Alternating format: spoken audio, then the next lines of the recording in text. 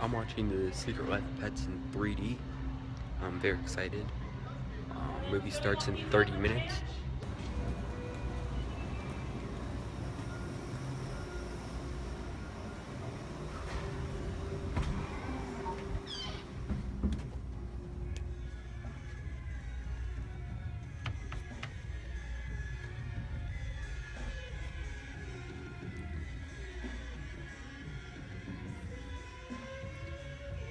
I'm the only person in the theater so far, so just choose my seat in the middle. I'm the only person, I swear. Wow. I'm sure more people will come, but since it's the 3D showing, yeah, I don't know. Other than that, I'm just excited for this film. Should I sit on this row or this row? I'll see. Triathlete.com. Speak up.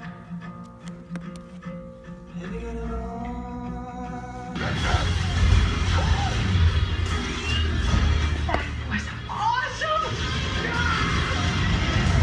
This is just wow!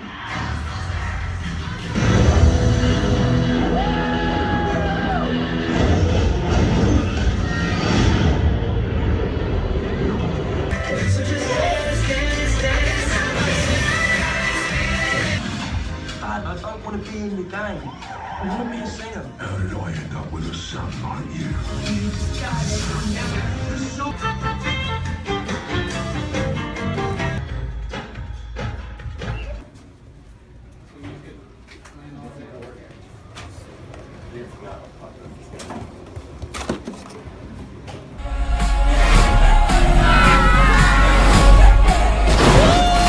You're driving like an animal! I feel heroic. A little wet, but I still look good. I look good. Discover the secret life of... Am I the only one who got sick after seeing the same exact clip I'm about to show you guys after every single freaking movie I've been seeing for the past year in theaters? Boy, Leonard. Okay, I will admit that the first 15 times it was cute, but after 15 times it just got annoying as hell. Alright guys, so yesterday I got the chance to check out The Secret Life of Pets in 3D. How this is going to work out, so I'm going to review the movie, then whether the 3D is worth it or not. By the way, this is my dog Sam. This is partially why I was very excited for this movie. He's nearly 7 years old in February. He's 6 right now. But yeah, he's pretty old. So yeah, let's review the movie. So the whole premise of this movie, we have Max, his owner Katie, brings a new dog named Duke into the house, and Max kind of gets jealous about this, and then they get into sort of a argument which gets them lost to the big city. So then we have Max's friends looking over for Max and Duke to get them back home safely. And meanwhile, we have Max and Duke, which basically bumped into a gang of animals who is led by a rabbit named Snowball, who basically wants to get revenge on their old owners for basically abandoning them. So, you know, we have Max and Duke trying to get home, and that's what basically we have for Secret Life of Pets. Let's be honest, we all heard this story once in our childhood. The Toy Story trilogy. Think about it. In Toy Story 1, Woody and Buzz don't get along with each other, they don't really like each other, and they get into a fight, they get lost. Same with Max and Duke in this movie, and then in Toy Story 2 we have Woody who gets lost, and then Buzz and, you know, the rest of the gang are looking for Woody, and same with this movie. The pets are looking over for Max and Duke. And Toy Story 3, where Lotso and his gang of toys are trying to go back to their owners, and they're all mad about it. And this movie, the gang of animals are trying to get revenge on their owners. Let's be honest, that's the whole entire trilogy right there. I sort of find it funny that nobody ever thought of the same thing, but with pets. But, you know, as a Pets owner, I was really excited for this movie till I saw a clip for the movie, which made it look like a Sunday morning cartoon, Saturday morning cartoon. So I lowered my expectations, and what can I say? As a pet owner, I really dug this movie. And, you know, Kevin Hart, let's get to the characters. The character designs on these characters are cute, especially, you know, Gidget, the female dog, and what's his name, Snowball. They're both very cute character designs. Anyways, so the voice talent, Louis C.K. as Max, he fits his character. Same for Eric Stone Street as Duke, you know, this big character with the deep voice and everything. And then we have Jenny Slate as Gidget, who is the little fluffy poodle or dog, and you know, it kind of fits her voice too. We have Kevin Hart as Snowball, who I think I like Kevin Hart. I think that his comedy could be funny when it needs to be funny, and he basically stole the show in this movie. So I was really impressed by his performance in this movie. And you know, as for everybody else, let's just say they all had some good performances, and they got to crack some good jokes in this movie. Especially Albert Brooks, who came fresh from Finding Dory, playing Marlin from Finding Dory.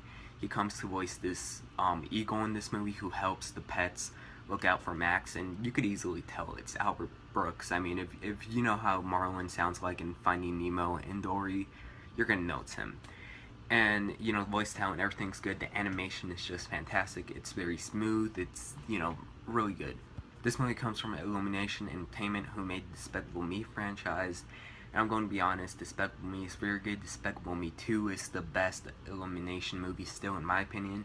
And Minions was sort of disappointing, but this is, along with Despicable Me 2, one of their best works, in my opinion. Now, I'm going to be honest, when it comes to kids' movies, I don't really laugh that much, but with Secret Life of Pets, man, if you were there by me, you would probably have been annoyed at how much I was laughing in this movie. We literally, in my opinion, I have a different sense of humor, and I was laughing as hard as I can. Yeah, I was laughing that much.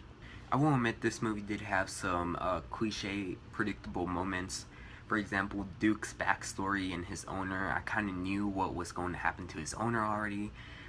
You know, a minute or two before they even said what happened, so I kind of already knew what was going to happen. There are a few moments like this in this movie. And you know, a person who's been owning a dog for nearly 7 years, I do wonder what my dog does when I leave the house. But we're obviously, this movie is obviously not going to actually make us think that they're doing these crazy stuff, but it gets an idea of what people could think of.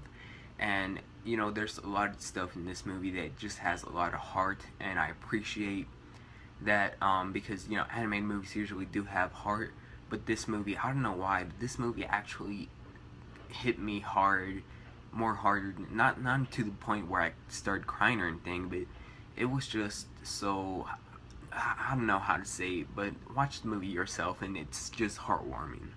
As for the 3D in this movie, yes, definitely worth every single extra dollar for the 3D version. It makes me glad that we actually have 3D back, the good 3D, and I haven't seen a movie in 3D this good in 3D since Kung Fu Panda 3, and that was in the beginning of the year. And we have a lot of pop-out 3D, you got some of the animals, you got a few scenes where we have some snakes, and they're literally at you till, like, when you back up all the way. The 3D is definitely worth it, so I'm going to say the 3D is amazing and definitely worth every penny. Yes, I'll make a different video comparing 3D movies, because this movie really inspired me to make a video like that later tonight, hopefully. But other than that, in my opinion, this movie is just great. I'm going to give this movie a 9.3 out of 10 or an A. The reason why I'm giving it this grade is because this movie surprised the hell out of me. And anyways, did you see this movie? What you think about it? Who's your favorite character? Who's your least favorite character?